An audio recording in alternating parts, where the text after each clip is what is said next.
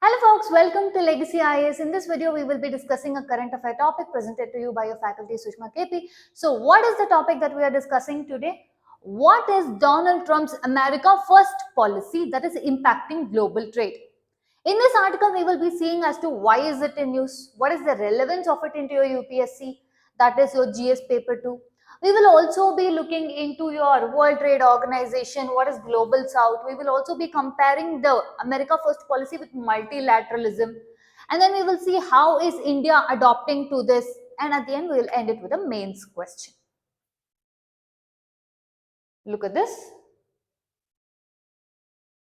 How Trump's America First policy threatens global trade. Now, first and foremost, the question that begs is, what is this America First policy?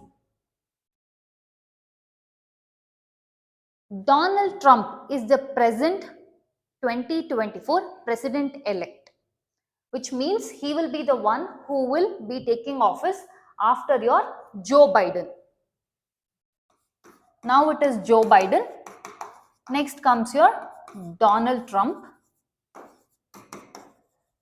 Before your Joe Biden was also your Donald Trump. Your analysts have held that Donald Trump in this election, he competed against your Kamala Harris, Democratic candidate. One of the major reasons for a win for Donald Trump is MAGA, or Make America Great Again, which highlights America First policy. He won, or his major election campaign was around this America First policy. In just few minutes, we will discuss what is this America First policy, but just so that I told you he was already there for one term. In this term also he employed the same method of America First policy, and your analysts are telling, compared to what he is planning for this term, what he did in the first term was nothing like just a walk in the park, or was just a preview of what actually he can do. This concept of America First has scared allies as well as enemies together. Now, what is this America First policy? Americans are now facing unemployment, recession, etc. Alongside that, they are claiming their education, employment, retirement, everything is being snatched away from them and outsourced to your migrants. That is, these job, employment, education, life opportunities, everything is stolen from them by the migrants. Your Trump portrays the same feeling in his foreign policy. When he said that in the first time you would have heard, I'm going to build a great wall in Mexico. I'm going to deport all the immigrants back. So, Trump also portrays the same feeling wherein they tell that it is enough time, it is high time that everyone smooched out of your America. Everyone grew apart from America, or everyone grew at the cost of America while Americans are suffering. Now it is high time that we stopped others from taking advantage of us and we should prosper. This tendency is called as protectionist tendency.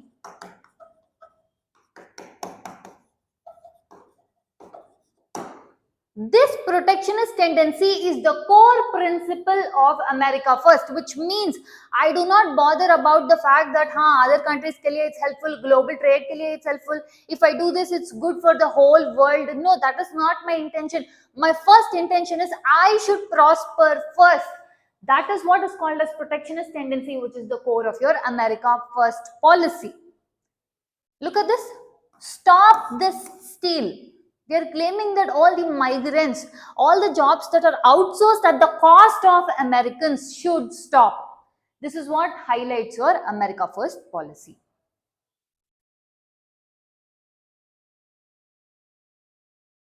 We said the first Trump term also highlighted and did policies, outrun policies, changed policies, came out of things.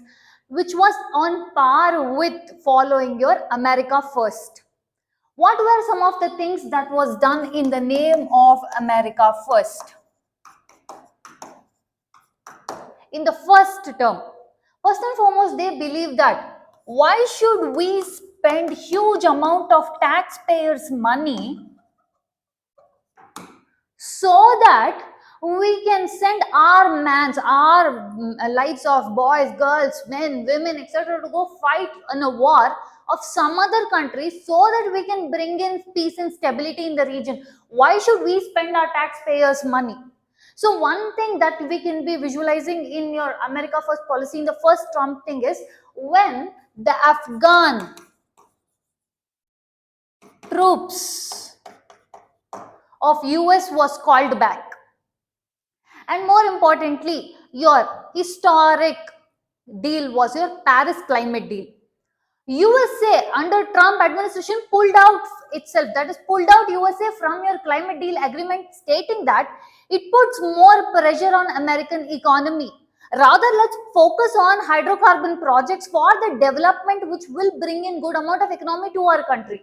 And also it was also before Donald Trump was your Barack Obama, US president. Before your Donald Trump, the US president was Barack Obama, who had entered into your Iran nuclear deal, which was again pulled out by your Donald Trump. Donald Trump has also pulled out of your Trans-Pacific Partnership. This is like a free trade agreement among 11 countries. Each time they're pulling out of these multilateral, further down I'll explain what is multilateral, but as of now just understand. So they're pulling out of these kind of agreements, telling that it is not benefiting USA or it is benefiting other countries but not USA. And one more thing is your USA also pulled out of this huge organizations such as your UNHRC. And also look at this, your new Trump administration favors selective multilateralism over multilateralism. What this is in just few minutes we'll discuss. So these are all the changes that were done under your America First policy in the Trump's first term. This itself scared your allies and enemies equally, but analysts are claiming this is just the preview. Wait and watch for what is in store for the second term.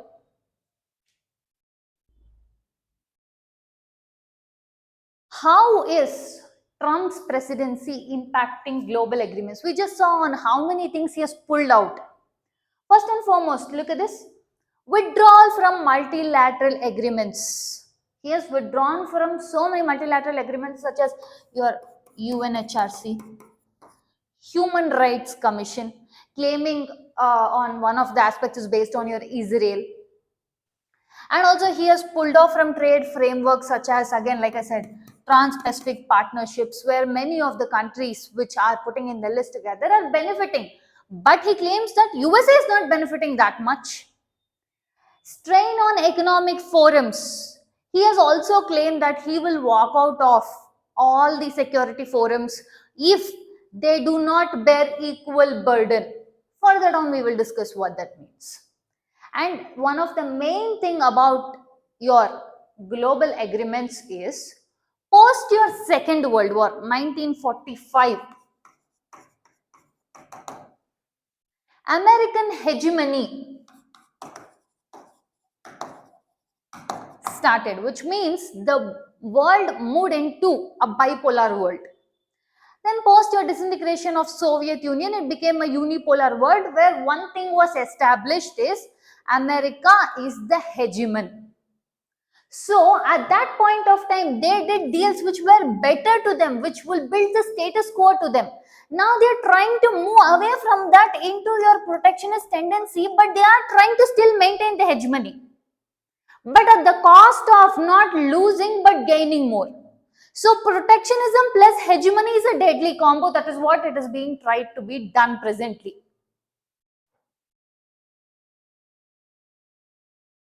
Look at this.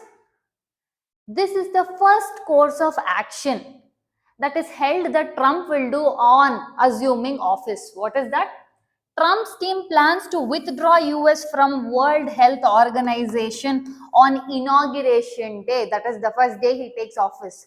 What is this and what impact does it have? We can think, so what if he keeps pulling up from your multilateral organizations? What is going to happen? To make you understand that, I'll give you an example. During your pandemic time, USA alone contributed for 16% of funding to your World Health Organization. This was very much the lifeline for your vaccines. Majority of the countries which were not able to afford the vaccines were getting a relief factor because of World Health Organization. So during the pandemic time, World Health Organization proved to be a very pivotal organization in trying to bring in some sense of order in a chaos filled world. In the first term of Donald Trump itself, he said that he will come out of WHO, the World Health Organization. But then he was replaced by Joe Biden, where they agreed, no, USA will stay in World Health Organization. But now, after Joe Biden, because Donald Trump is coming back to the office, he is stating the same thing. We will pull out of World Health Organization. Why? Why should we spend this much amount of money? You can tell, global peace security. Why is it only America's role to provide this much funding? Why is it only America's role in trying to maintain peace and stability in the region? Why not all the others step up the burden? Why is only America burden? Because this money is coming from my taxpayers' money. If I use this money, it will be better for my people. This was the protectionist tendency, or this is what is outlining your America First policy. If they pull out from WHO, it is going to be a major hit on countries, on developing countries, third world countries. This is going to be a major hit on the concept of your right to life. This is the impact when a global superpower, when a global hegemon tries to pull out of a multilateral organization. What is this concept of international agreements post your Second World War? Post Second World War, the world was to be restructured. But the way it was to be restructured was on agreed upon rules which will create mutual obligations and rights on each other. At the same point of time, it will guide the global interaction, region, security, okay, and also your economic policy. One main thing about your international agreements is provide for supranational solutions. What is the supranational solutions? For example, I can tell NATO is a supranational body, which means it is not just one country. It is an organization not of one country, two country, but multiple countries coming together and going with one collective decision. So, post your Second World War, the world needed restructuring, and one of those, for example, your Bretton Woods agreements, which created your organizations such as your World Bank, IMF. For example, if we take your IMF, your USA used IMF as not a central bank or as a restructuring fund, no such thing. It was mainly used so that America can portray its hegemony, that is showcase to the world who is the one pulling all the strings. We can say including our 1991 India ka BOP crisis, when they said, okay, we will help you out, they just didn't come out to help us out. It came with a lot of conditions imposed by whom? By your hegemon. What is multilateralism? Look at this. Principle of inclusivity, equality and cooperation, so that they can lead a peaceful, prosperous and sustainable world. Or in other words, this multilateralism is what speaks about your global governance or a peaceful world order. Now, in your particular state, you have certain rules. This is how we are supposed to be. This is how we have to conduct the state affairs. The same is for your country. Now imagine the whole world, each different countries are there, and if each country starts thinking only about themselves, what will happen to the world? How will the one world run peacefully? So that is where this multilateralism, again, this became a key concept post your Soviet disintegration, where they said no, supranational solution is the only answer further from now. One of the key factors is your multilateralism. Once your Donald Trump came in with your America First policy, then that meant the deterioration of multilateralism. America First policy is contrary to what multilateralism is. What multilateralism is? Multiple countries come together, work, share the burden to fight common combatants or transboundary issues such as pollution, climate change, terrorism.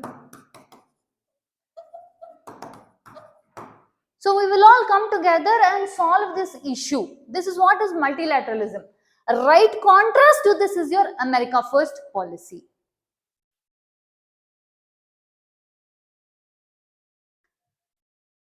This is where the issue comes. Multilateralism, you're speaking. Fine. I am okay with it. You are telling it is shared responsibility and it is about burden sharing. Your Trump has constantly held that it is shared responsibility, it is burden sharing, you're telling, but all the burden or the responsibility is lying only on USA. It is now upon you guys, the rest of the world, to pitch up. You have to share the burden and not keep living off of America.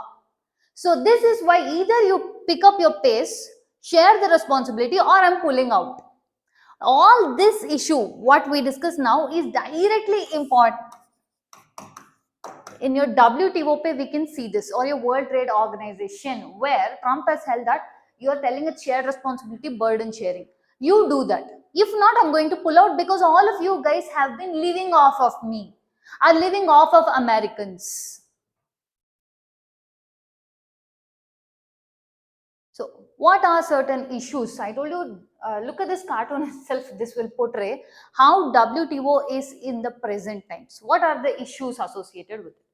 First and foremost, WTO means World Trade Organization. It came into picture around your 1995 period of time. It is simple.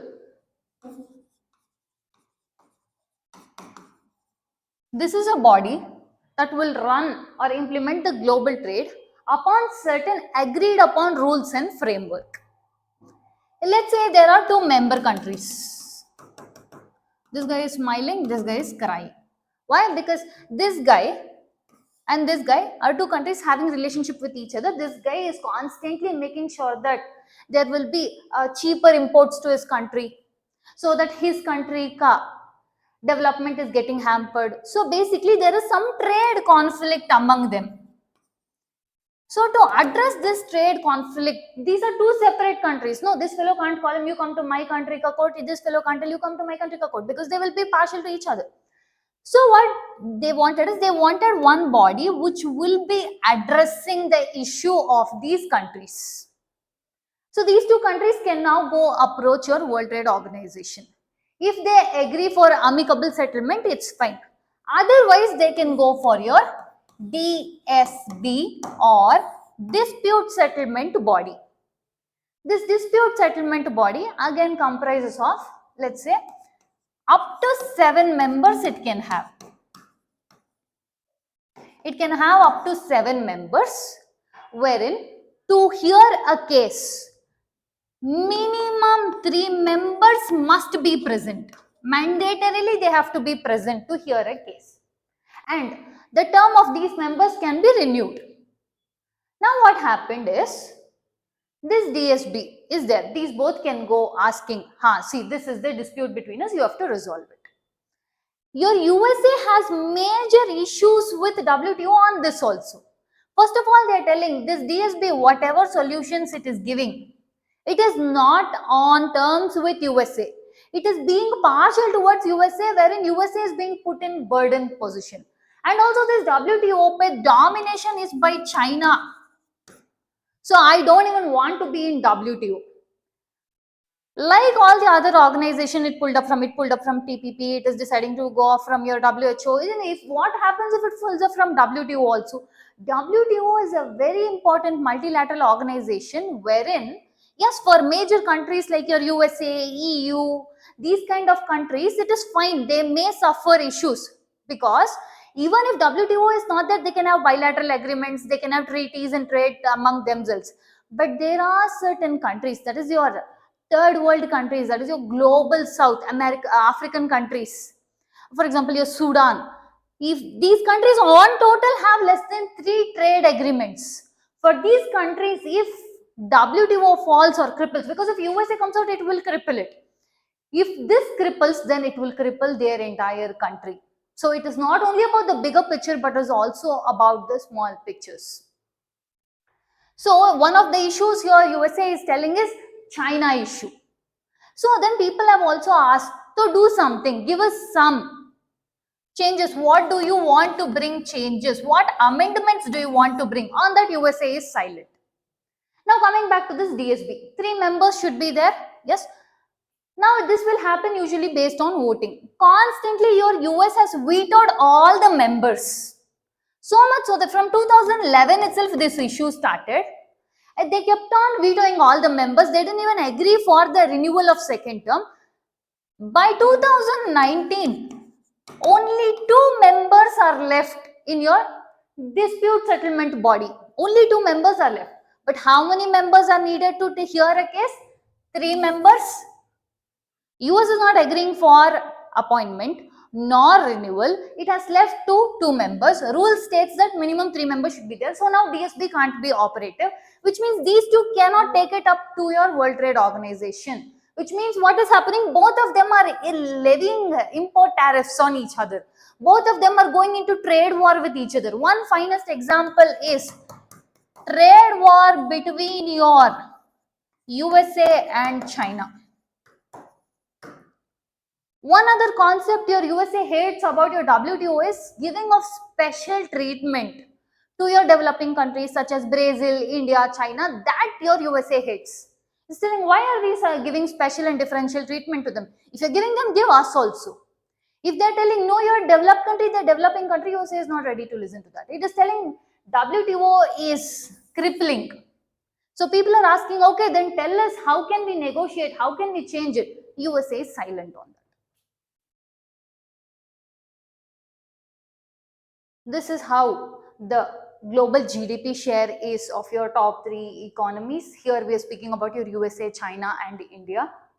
You can see how China is constantly rising. So what will happen if WTO fails? That is, if USA decides to fall out. Your European economy will be hit so hard that it will struggle 4 times higher than the tariff hikes that is planned by Trump to be imposed on European Union. Your China's real GDP could fall by 6%, Germany's could fall by 3.2%, whereas America, it will not be of that major impact. It is a minus 2.2% growth, but the major person or major chunk to get affected is the global south. Now we will see what the global south is. Post the Second World War, the countries were first world country, second world countries, and third world countries, or otherwise let's call it the global south. First world countries are the rich capitalist countries. Second world countries were the regions dominated by a socialist, that is your USSR controlled regions. Third world countries, these were just coming out of the colonialism yoke, fully developing to least developed countries. This is not something to do with the hemispheres. When we say global south, it's not north hemisphere, south hemisphere. If you look at that, the major members of your global south, your India and China, are in the northern hemisphere only. So this is not global south. When we mean, it doesn't mean something to do with the hemisphere. It is rather from this perspective. It is more of a third world countries. Your Venezuela, Brazil, China, India, African countries. This is your global south. If WTO cripples, these are the countries that are going to be majorly affected. How is USA trying to deal with India? See, when it comes to your presidencies, one rule about your international relations is there is no permanent friends, no permanent enemies. At the same point of time, you see a relationship with USA. When it was Joe Biden, India had good relationship with USA at that point of time. When you see about Donald Trump, India still has good relations, but look at the changes here. With Donald Trump, we have good policy relations, but we do not have good economic relations. But whereas with previous government, let's say Joe Biden government, we had good policy relations also, economic relations also. Why one of the reasons in Donald Trump we are not having a good economic relations is because he has constantly threatened for import tariffs, and also one more thing is he has claimed that tax for tax. One of the major groupings that he has an issue, that is your Donald Trump has an issue, is your BRICS. This grouping of BRICS, when they decided that we will try to create a BRICS oriented flow of economy, he threatened them that he will put 100% tariff if BRICS moves away from dollar, or if it does anything that is de-dollarization. He has threatened the BRICS countries. Who are the BRICS countries?